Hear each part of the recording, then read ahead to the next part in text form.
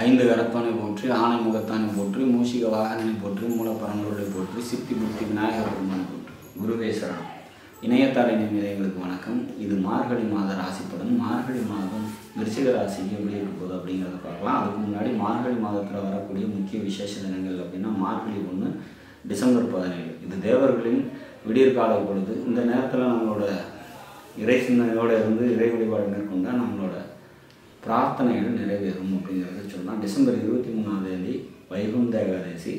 அன்றைய தினம் விரதம் இருந்து பரமபத வாசல் அடைந்து பெருமாளை வழிபாடு செஞ்சால் நம்மளோட முன்னோர்களோட ஆசீர்வாதம் கிடைக்கும். பரமபத வாசலில் நின்று நம்மளோட இறந்து போன முன்னோர்களை நினச்சிக்கிட்டோம் அப்படின்னா அவங்களோட ஆசீர்வாதங்கள் நமக்கு கிடைக்கும்.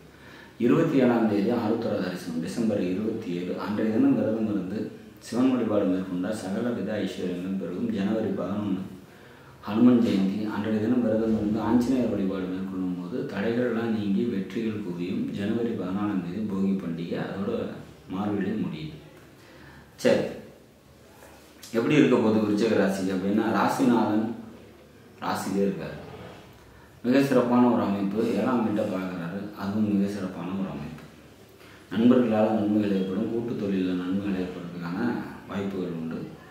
மனைவியிட்ட தேவையற்ற கருத்து வேறுபாடுகள் ஏற்படும் அப்படிங்கிறத சொல்லலாம். உங்களோட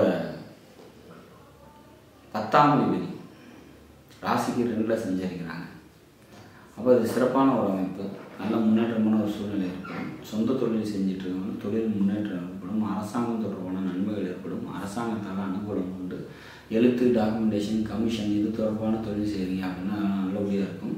தந்தை வழி உறவினர்கள்ட்ட ஏதாவது காரியமாகணும்னா அதெல்லாம் கொஞ்சம் தாமதமாகும் அப்படிங்கிற மாதிரியான ஒரு அமைப்பு.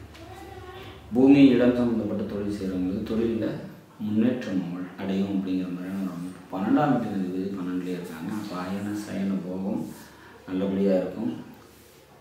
இடமாற்றம் எதுவும் பிளான் பண்ணியிருந்தீங்கன்னா அது கூடி வர்றதுக்கான வாய்ப்புகள் உண்டு. சுக்கிரன் ஆட்சி பெற்ற நிலையில் 12ல் இருக்கிறதுனால பயணத்தின் மூலமாக நன்மைகள் ஏற்படும் அப்படிங்கிறத சொல்லலாம். மொத்தத்தில் இந்த மாதம் மிக நன்மைகளை தரக்கூடிய நல்லது ஒரு மாதமாக நிச்சயமாக அமையும் அப்படிங்கிறத நம்ம எதிர்பார்க்கலாம். லாபாதிபதி 2ல் இருக்கிறதுனால பொருளாதாரம் நல்லாயிருக்கும். பொருளாதாரம் சம்மந்தப்பட்ட உயர்வு ஏற்படும் அப்படிங்கிறத உறுதியாக சொல்லலாம். இந்த மாதத்தை பொறுத்த வரைக்கும் வழிபட வேண்டிய தெய்வம் முருக கடவுளோட வழிபாடு கூடுதல் சிறப்பையும் நன்மையும் உங்களுக்கு நிச்சயமாக தரும். சந்திராஷ்டம தினங்கள் அப்படின்னா 27, 28 இந்த 2 நாட்கள் சந்திராஷ்டம தினமாக வரதுனால அன்றைய தினம் முக்கிய முடிவுகளை எடுக்காதீங்க. வெளியூர் பயணங்களை தவிர்த்துருங்க. நாடு நாட்டு மக்களும் நலமுடன்